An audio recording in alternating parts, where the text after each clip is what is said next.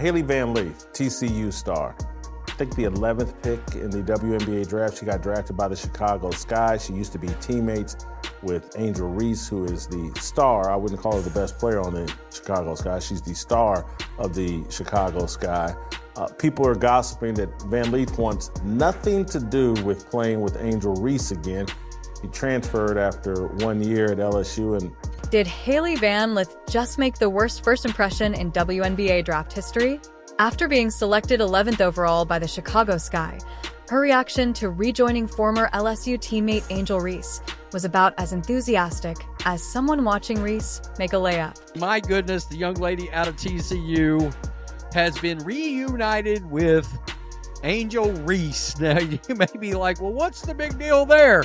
Because she already got the hell away from her once.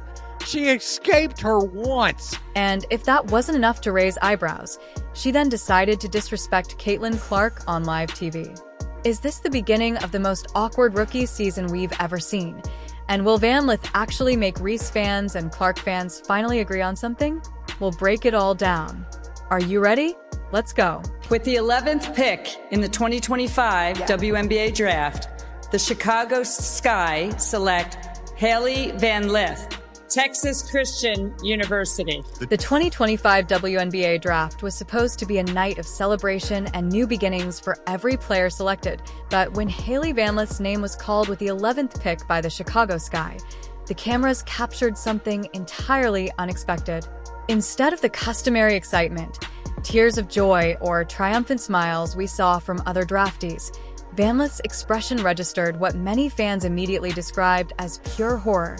That single moment of her face, and what appeared to be genuine dread during an interview, instantly became the talking point of the entire draft. Ready. All right, thank you so much. Thank you. Okay, the facial expression did look a little, I guess, uneasy. The contrast couldn't have been more stark while other players were hugging family members, pumping fists, and beaming with pride. Van Lith seemed to be processing a nightmare in real time. The split second when the announcement came, her eyes widened, her smile faltered, and a look of unmistakable dismay washed over her face even as she composed herself. Seconds later, the damage was done. Viewers had witnessed her authentic reaction, not the polished response she quickly tried to substitute. Social media exploded within minutes, with a post showing Van Lith's reaction with the caption, "Hailey Van Lith smiling through the pain of returning to toxic hell," racked up over 6 million views, striking a chord with fans who immediately understood the subtext. After all, this wasn't just any team selection. This was a forced reunion with Angel Reese, a former teammate with whom Van Lith appeared to have a complicated history. Okay, good energy with Courtney Vandersloot. You can learn from her. You're paired back with Angel Reese. There's some good energy you can walk into in Chicago, right? Oh, I love that energy. We're ready. All right, thank you so much. Thank you. The awkwardness reached new heights during her post-draft interview when she responded to questions about rejoining Reese with a tight-lipped, "Oh, I love that energy." That felt about as genuine as Reese's heavily edited workout videos. That comment became instant fodder for critics who sarcastically mimicked her response and didn't hold back his skepticism about the situation. oh, I love that energy. She had a chance to drop. Great, Angel and I are familiar with each other from LSU. This is going to be awesome. Just easy, natural comments to make. It's my understanding that every one of those teammates at LSU hated playing with Angel Reese. What made the moment even more uncomfortable was the sharp contrast with Reese's apparent enthusiasm, while Van Lith seemed to be dreading the reunion. Reese took to social media with the message, "We didn't do it right the first time. Let's run it back."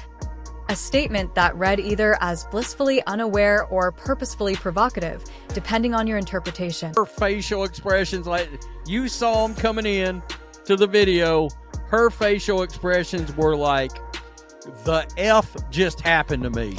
The draft night disaster suddenly cast a spotlight on what had previously been speculation about Van Lith's time at LSU after transferring from Louisville to join the defending national champions back in 2024. Her performance had mysteriously declined. The star guard, who once averaged nearly 20 points per game, saw her production plummet to just 11.6 points alongside Reese. Look at this face. Look at this face. God bless her. I mean, the pain and anguish. That's not, I'm about to lose it and I'm happy to be drafted and all. No, let's not even go down that road. I think we all know better. LSU coach Kim Moy's previously cryptic comments now seem to carry new weight. When asked about locker room issues during that season, Moy had ominously stated, "Always have to deal with locker room issues. That's just part of coaching. In 40 years, I can never think of a time where I didn't have to deal with issues. That's what coaches do. Sometimes y'all know about them and sometimes you don't. Sometimes you want to know more than you're entitled to know. I'm going to protect my players, always.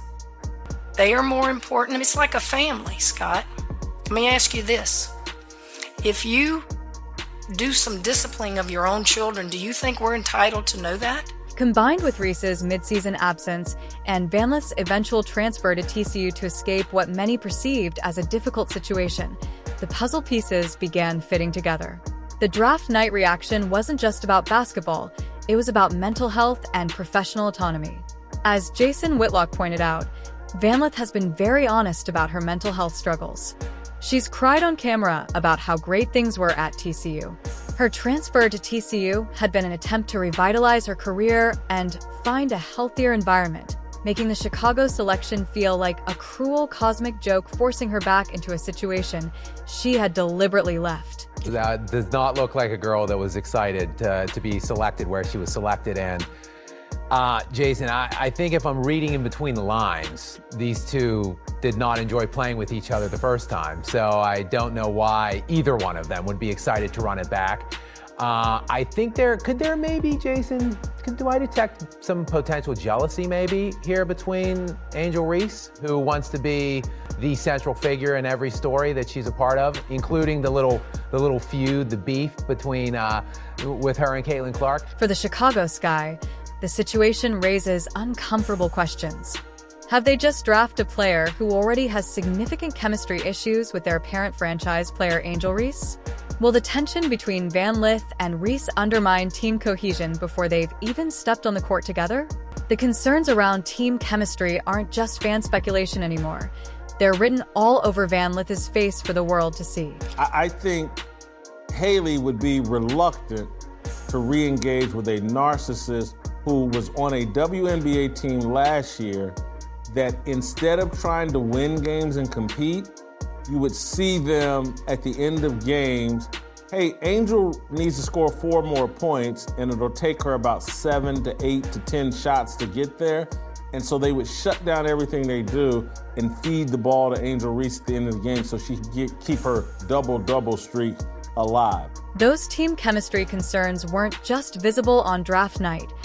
They were written into the statistical record long before. Van Lith's expression told the whole story.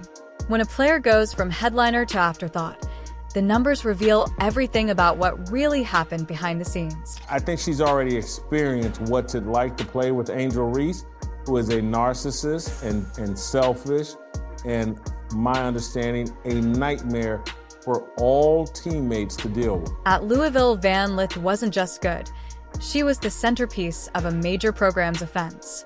Her 19.7 points per game made her one of college basketball's premier scorers, the kind of player coaches design entire game plans around. She was a volume shooter who earned those opportunities through consistent production and leadership. Then came the transfer to LSU, and everything changed. The collapse in Van Lith's production wasn't simply a matter of adjusting to new teammates or a different system. Her scoring plummeted by over 40%, falling all the way to 11.6 points per game, the kind of statistical nosedive that raises serious questions about how she was utilized in the offense. It's over. HVL is feeling sick. I feel terrible for her, I do. The year before at Louisville, almost 20 a game. What does that tell you about her hell that she's got coming? She got away once. She can't escape. But the raw scoring numbers only tell part of the story. What's more revealing is how her opportunities vanished.